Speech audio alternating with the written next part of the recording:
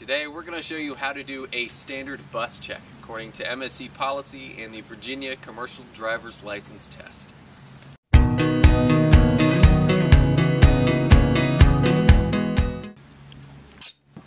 In order to reach the engine, unhook the latches on either side and slowly lower the hood.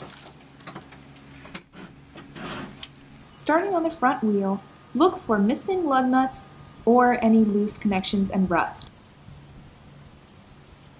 The rim should not have any bends or cracks in it.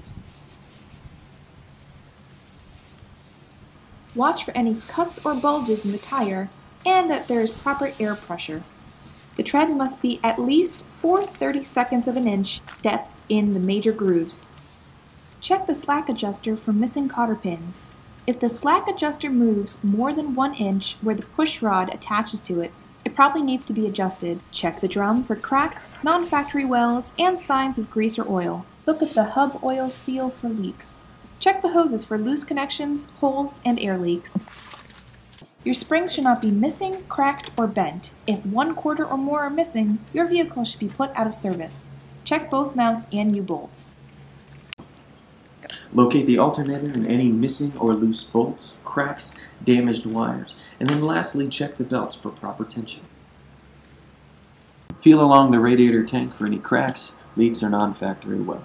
If not equipped with a sight glass, remove the cap to show how to check for coolant levels. Finally, feel along each of the hoses to check for any cracks or leaks. Next, locate the water pump directly behind the radiator and check it for any cracks or coolant leaks, along with any frayed or cracked hoses. Next up, it's time to check our fluid level. We're going to begin with the transmission fluid. You'll find this dipstick closest to the driver's seat. Begin by wiping the dipstick clear and then reinserting it back into the tube. Then pull it back out and then check the appropriate level between the high and low mark. Then repeat this process for the oil dipstick by wiping it again off, reinserting it, and checking the level.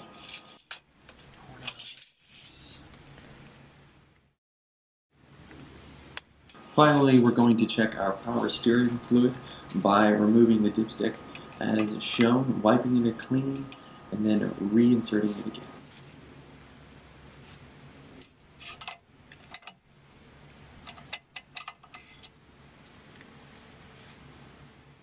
Higher up. Thank you.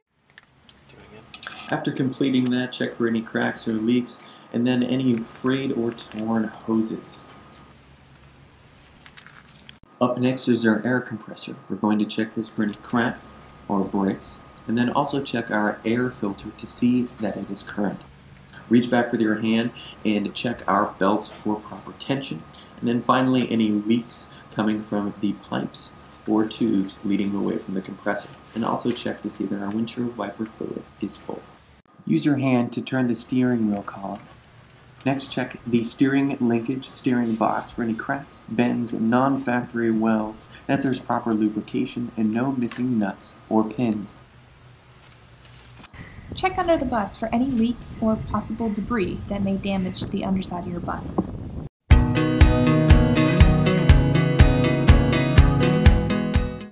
Look inside the battery box and check for any corrosion or rust on the batteries. Walk down the side of your bus and check each window for cracks. Also make sure to check your reflectors to make sure that they are present and secure. The rear wheels can be examined the same way as the front, with the exception of the tire depth. It should be 2/32 of an inch in the major grooves.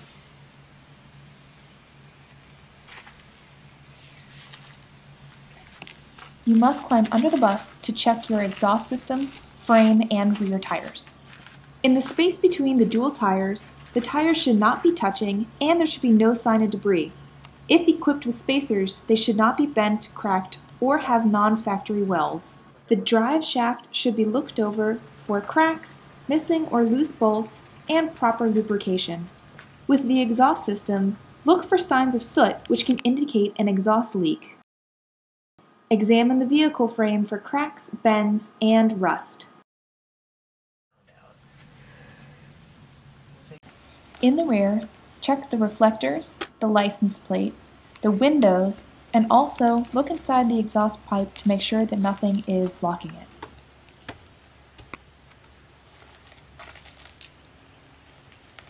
If you do find damage, mark it on the pre-trip inspection sheet and report it to maintenance.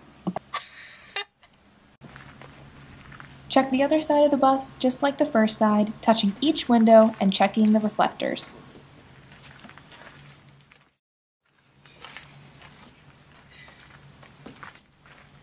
Check the fuel tank for any leaks and a tight fuel cap.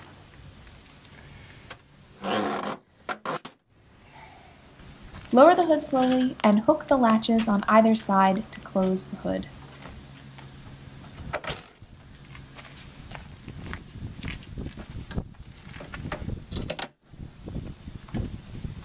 Look at the exterior mirrors and make sure that they are clean, properly mounted, and not broken.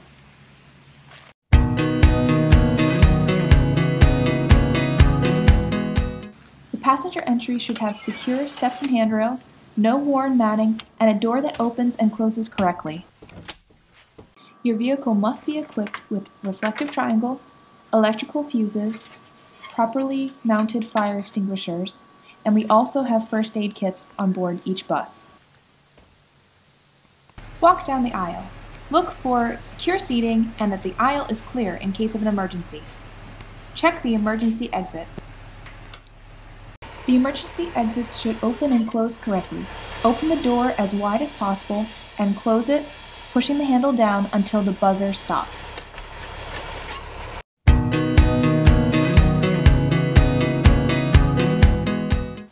It's time to turn on the bus. Push the throttle in and turn the key. Make sure that your bus is in neutral. Watch your gauges for signs of trouble. Use your senses to find problems. Look, listen, smell, and feel.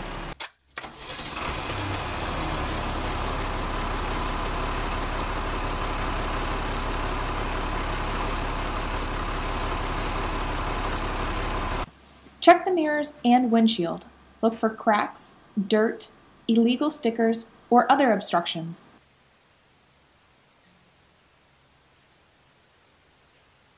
Check both the defroster and heater fans for proper function.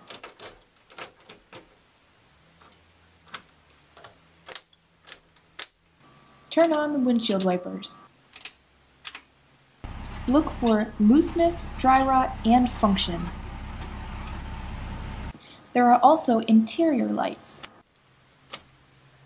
Most are for the inside cabin and also the entranceway. And the last button is for the emergency exit light. The left and right turn signal indicators and four-way flasher indicators must be tested. Exit the bus and watch the lights from both the front and the back of the bus to make sure that they are all working properly.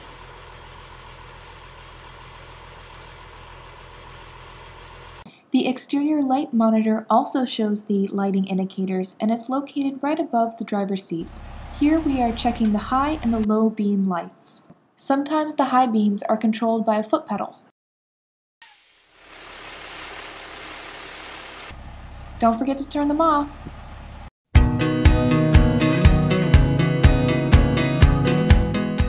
To test the parking brake, set the parking brake and put the vehicle in low gear and gently release your foot from the brake pedal until you feel the vehicle pull against the brake.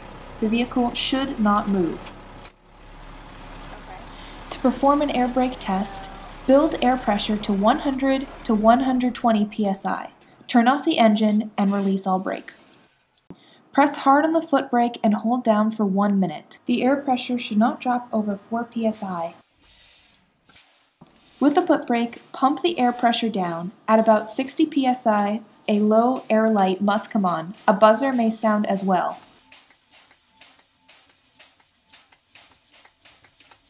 Keep pumping the air down with your foot brake. At about 40 psi, the parking brake knob should come out.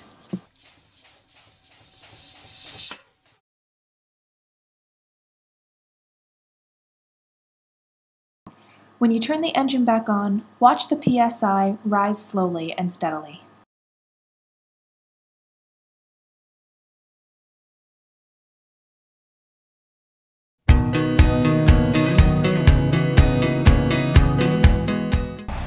Lastly, check your horn and put on your seatbelt. Don't forget to fill out your mileage log. Every time you drive a company vehicle, you must write the date, your name, the destination, purpose, and the mileage. If the sheet is full, start a new one and return the full one to maintenance. Here is a demonstration on how to back up a bus properly. Backing up a bus is always dangerous. Look at your path before you begin backing up. Blow the horn and back slowly. Use a helper if available to spot potential blind spots. Park the bus down by maintenance at the end of every workday. Do not leave the bus parked up at the education center overnight, as it can inconvenience other staff and participants.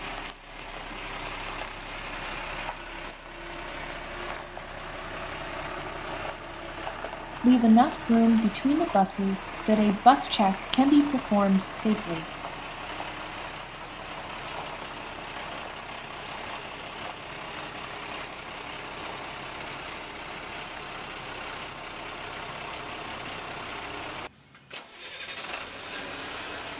If you have any additional questions about how to do a proper bus check, please refer to your CDL manual or ask a staff member.